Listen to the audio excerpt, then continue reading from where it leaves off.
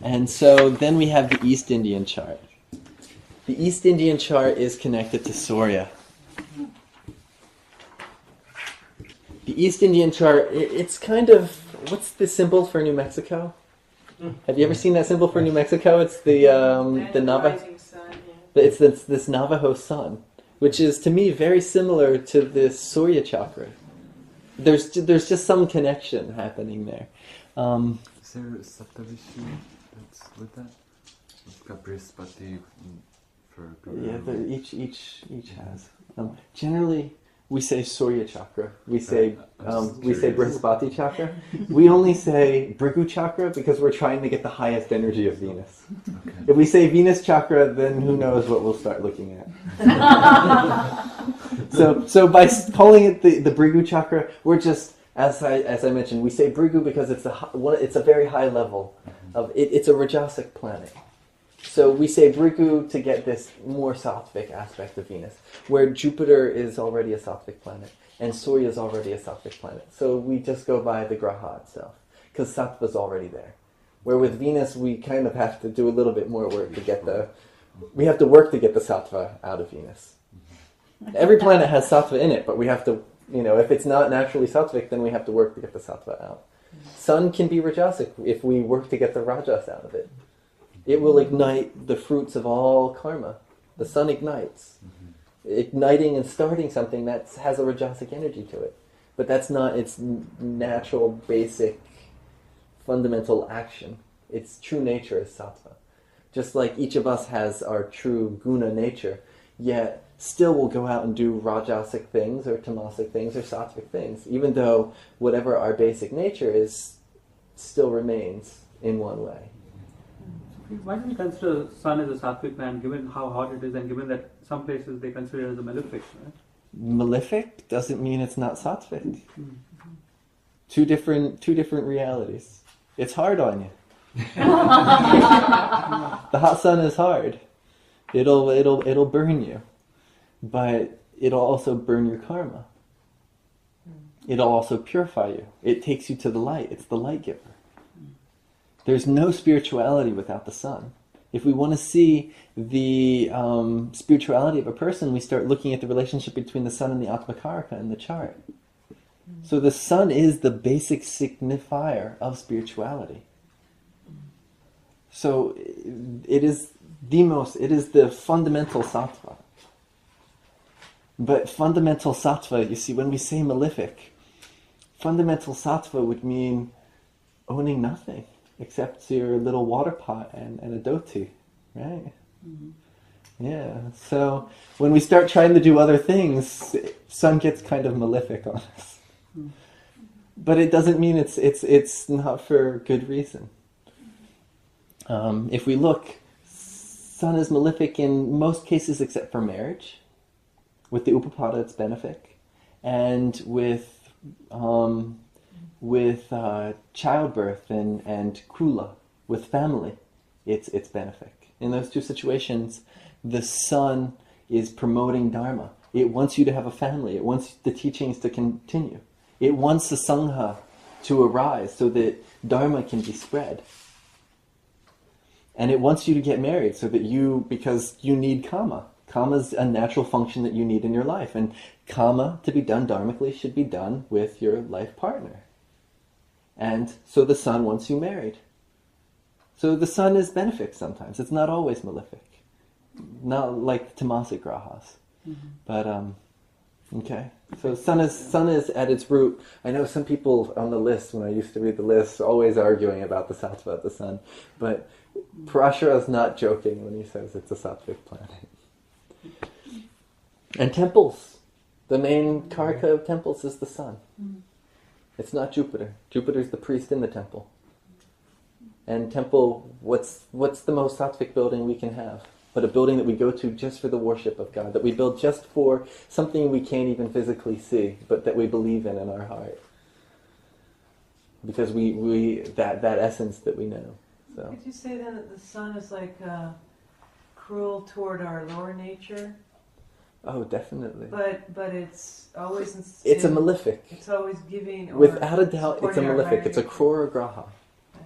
It's always a krura graha. No one said that spirituality is all fun Right. Or pleasant. or pleasant. Yeah. So supporting our higher nature, but cruel Yeah. toward our ignorance. The sun is the sarvatma. It's the soul. It's that inner. It's the sarvatma. Atma is the soul. Sarva of all. So it's that soul of all. It's that when we look at the individual consciousness, you thinking that you're you is not about the sun. When we get to the highest level of the sun, it's you realizing that you're the same as everybody else. So everything that's not along that path, the sun is going to work its hardest to be cruel towards. Yeah. So combustion then can be seen that way, like the sun is burning. It's burning up a planet, but it's purifying the It's karma of purifying that the karma. planet. Yeah. Signified by that planet. Yeah. That's great. It's purified. That planet's, this life, that planet will suffer, but next life, that planet's going to be so pure. All these sins are going to be burned up from it. You're going to work off all that bad karma in this life. At the same time, when a planet is moving, when you have Venus and Mercury who are going combust and are moving through, or even any of the planets, when that planet, it's really Krura when it's going towards the combustion. But once it moves away from combustion, it's so purified. It's clean. If we look at the Egyptian stories of the morning star Venus, as soon as Venus comes out, she went to the underworld. And and she was hung up and beaten and just really tortured in the underworld. And then she came up as the totally pure and beautiful and stronger than before. So it's in the other cultures as well, the same belief of this purifying trials that the sun puts us through. Yeah. Surya chakra. See, we just look at the Surya chakra and look what we start talking about. And that's the power of these chakras. So when we're reading someone's chart and we're using these chakras, it's not different information, different things are going to come up just by the nature. This is a yantra. This is a magical diagram. They're not just lines containing random information. It's a real magical implement, a yantra here.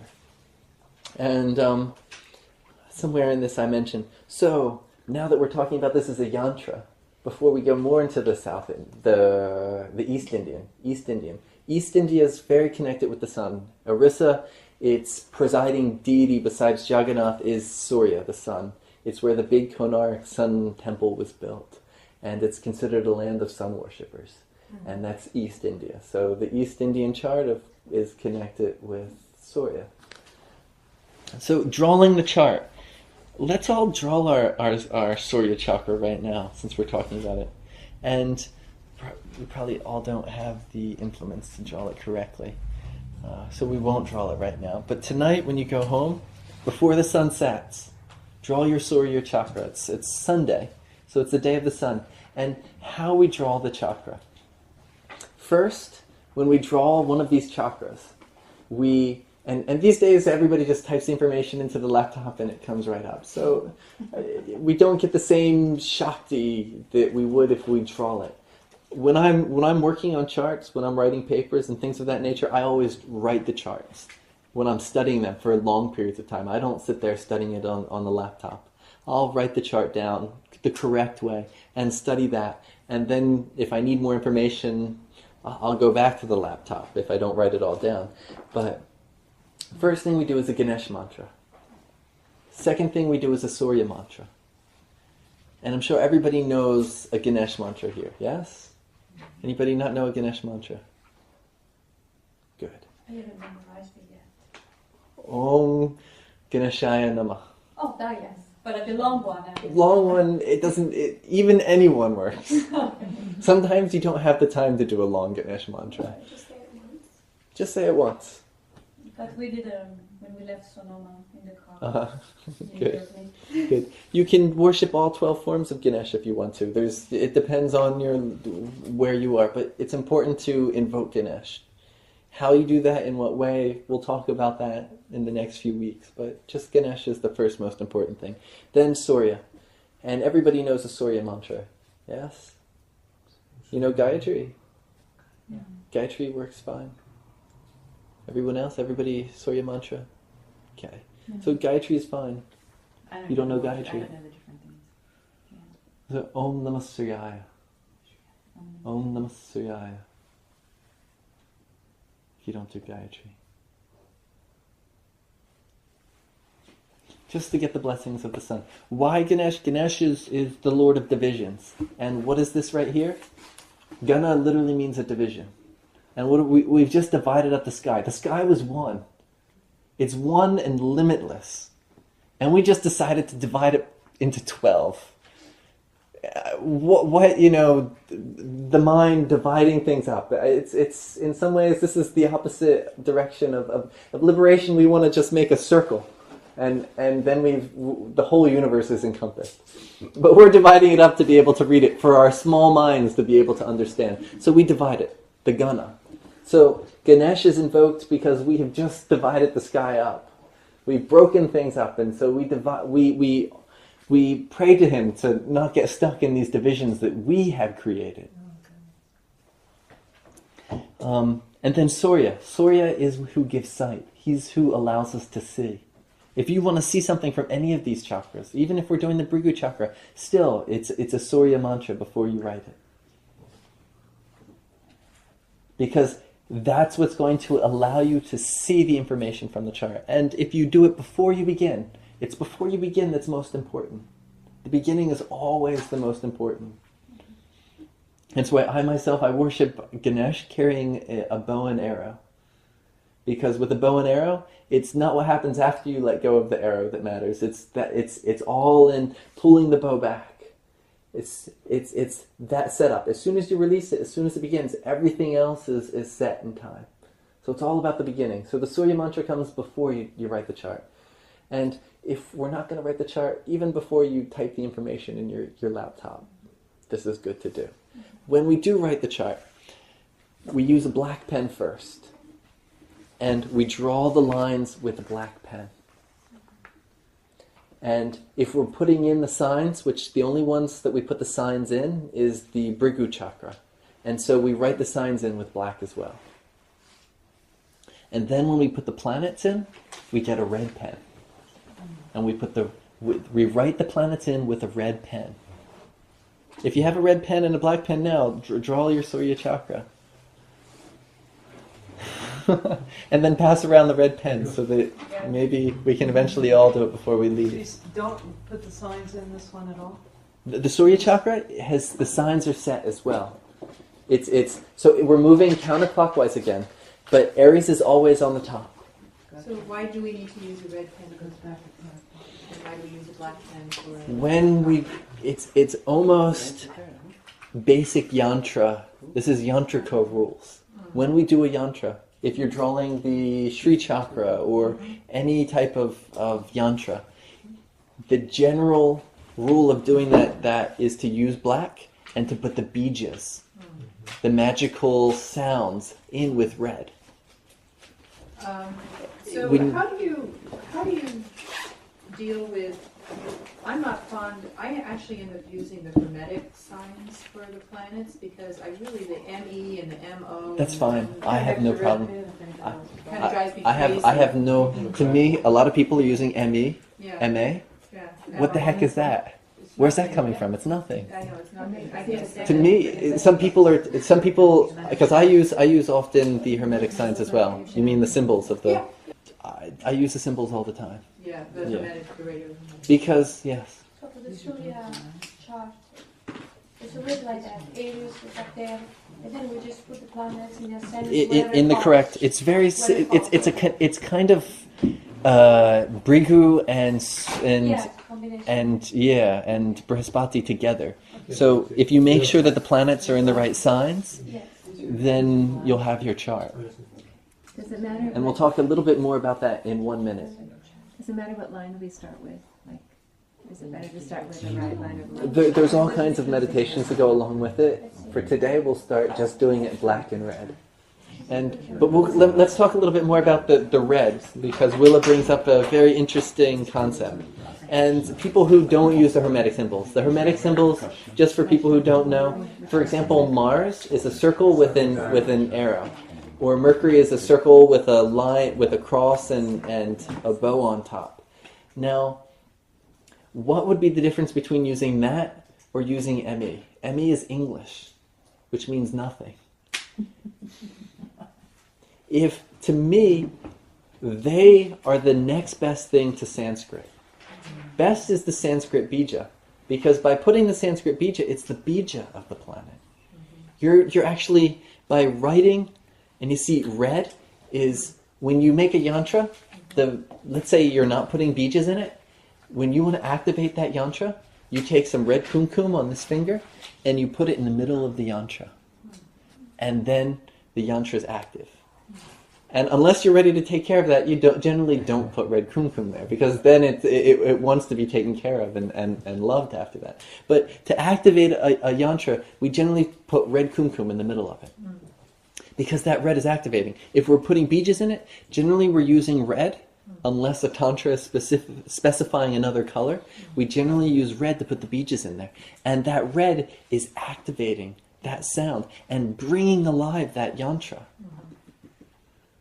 And so, when we're writing these planets in there, if we're using the Sanskrit letter, then we're putting the sound, the sa, we're putting the bija of the sun in there, and we're actually meditating on the sun by writing that as we put that in there. Right. So there is a single letter that represents a single Sanskrit letter. Is that what the bija is? A letter with the vowel under. The letter with the vowel is, and so that's why it comes into English with this ME. I see. It's coming because it's the ba for Buddha. Oh, I Bu, see. you see bu in the chart, or you see cha in the chart, or you see su in the chart, or ra sometimes for Ravi. And actually in Jai Hora you can see the bijas, I guess. You can switch it over to Sanskrit if you start getting familiar with them. That might be something interesting to do. Yeah. But the Hermetic, I mean, there are beautiful explanations for the Hermetic. One weekend we'll work on the Sanskrit alphabet so that we all have a good understanding of that. Because to me, we don't need to know Sanskrit right off the bat, but we should be able to at least know the letters and recognize them. So writing them in red. So are you getting a concept of why we're writing them in red now? It activates the energy. It activates the energy of the planet, and it's making this yantra alive. Just like we opened up the Surya yantra, and all of a sudden it went into a discourse on spirituality and sattva. At high noon. At high noon. by writing the planet in, by writing, the yantra is done in black, that's general, because that's the outline, that's what the yantra is contained in, the chakra is contained in. And then we put the planets in that, and that's activating, it's bringing it alive. Then we look at it, and it's an imprint goes into our mind. There's magical things happening. It's a lot different than just looking at a computer screen. And you're doing it. And there's a saying that as soon as you use that red marker and you write the planet down, you're invoking the karma of that planet.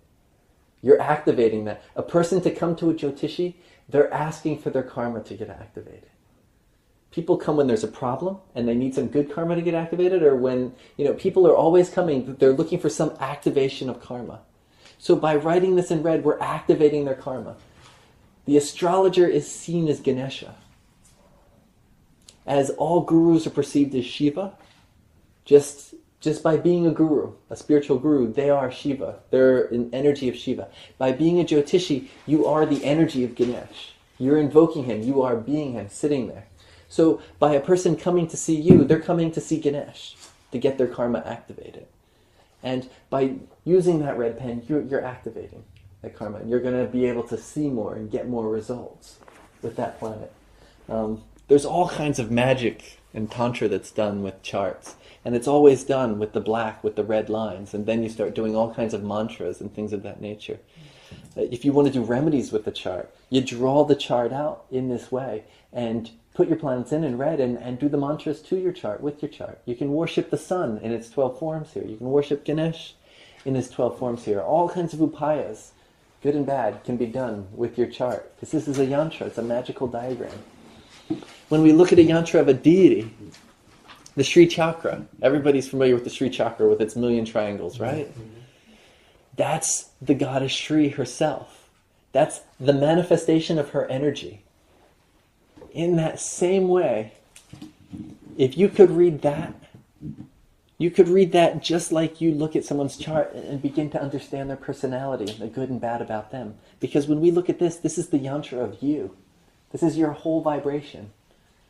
Now look at the Sri Yantra, how many more triangles and bejas and everything she has. She's a million times more complex than us. But in the same way, we can understand everything about the goddess or gods by looking at their yantras if we know how to read them.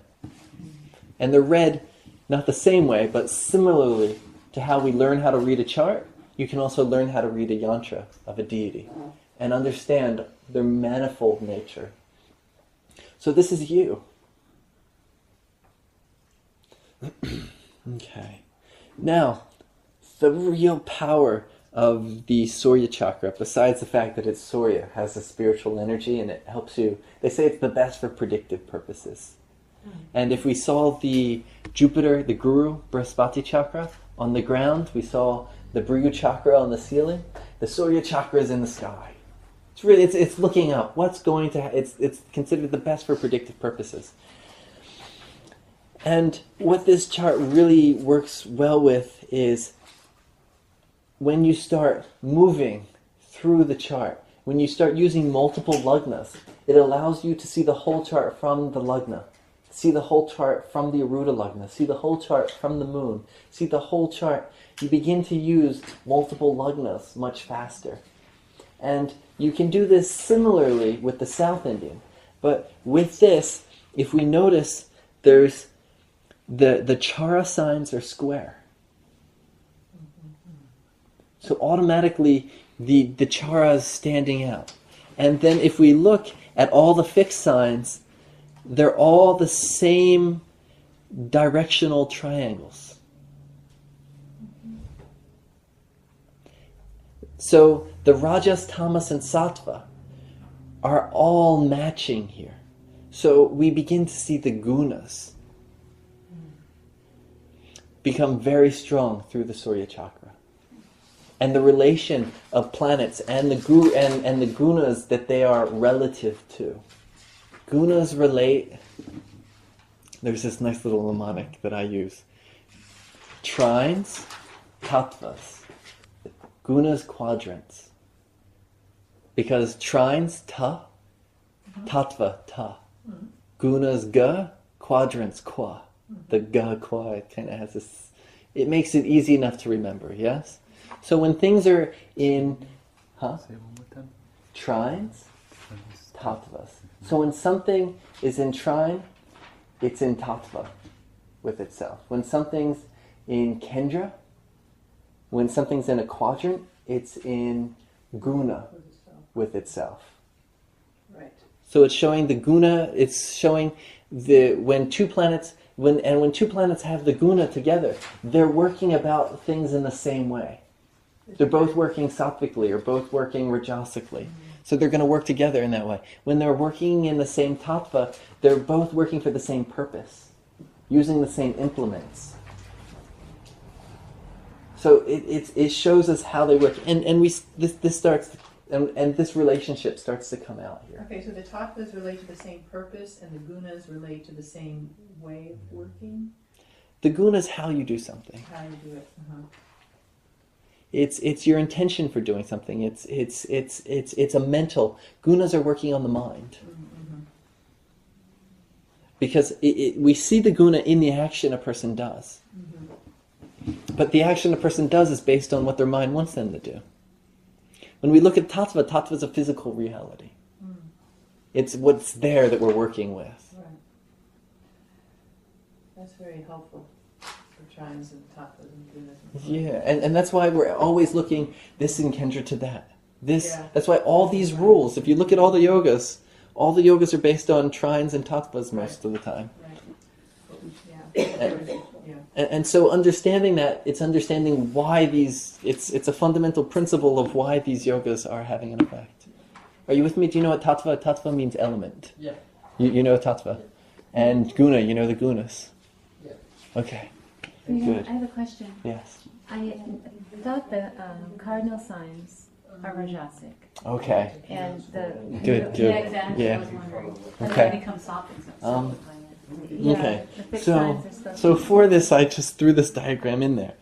This diagram is based on the Aruda Lagna. Oh. And what is the Aruda Lagna versus the Lagna? The bottom, the image.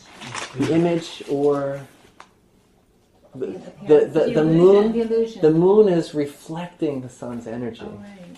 The Aruda Lagna is reflecting the Lagna's energy. So it's a reflection. What happens in a mirror? It goes to its opposite. It goes to its opposite. So this is based on Aruda Lagna. Everything is opposite in some ways. There's whenever you work with the Aruda Lagna, all these things start to become opposite.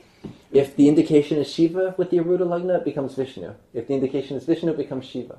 So are we saying that Taurus is a Sattvic sign and Gemini is From the a Aruda Tamasic sign? Lagna. From the Aruda Lagna. This is. You can flip the next page. The next page kind of is showing. That's working with the Aruda Lagna there. But if we were just doing it from the regular Lagna... From the regular way, the fixed signs are the Tamasic signs. Right. From the Lagna. From the Aruda Lagna, there's a switch between the Tamas. Wow. Yeah, I So probably, if you're it probably reading- shouldn't be here for beginners, but So if you're reading somebody's chart and you're looking at whether something's Tamasic or Sattvic, Sattvic or Tamasic, and then if you read from the Aruda Lagna, suddenly, were you there last year for my lecture on houses from Aruda Lagna? I read the paper. Okay. So when we use this, we're using this to understand how a planet is affecting the Aruda.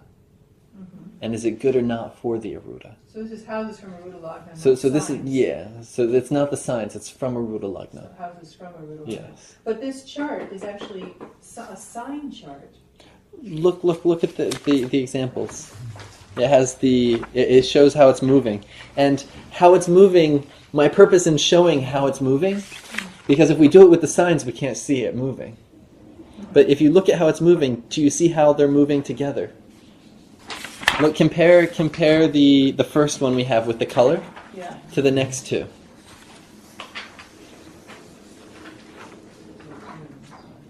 Yeah. So it goes Rajas, Tamas, Sattva. So which one is it? So if we look with this, you can't really see too much with the color, but this, when you look at the chart, it's actually slightly a swastika, which is the symbol of the sun. Yeah. Yeah. And a swastika is similar to a pinwheel. Yeah. And if we look at the colors, do you see how the colors, they're all turning together? So that when we change, the triangles are moving together. How those, the kendras are staying the same. Do you see how the colors are moving together? It's just, I'm trying to get each of these, with each of these charts, I'm giving a slight exercise that allows you to utilize some of the real benefits of using that chart. And that way, by actually using it, it'll get into your head and you'll have something to remember it by. Instead of me just saying that this is a Surya chakra and that the triangles are all, the right same shape triangles are all connecting. Because that's easily forgotten. If you have a little more something to make it stick with, that's my intention of showing this. And, okay, so that's the end of that.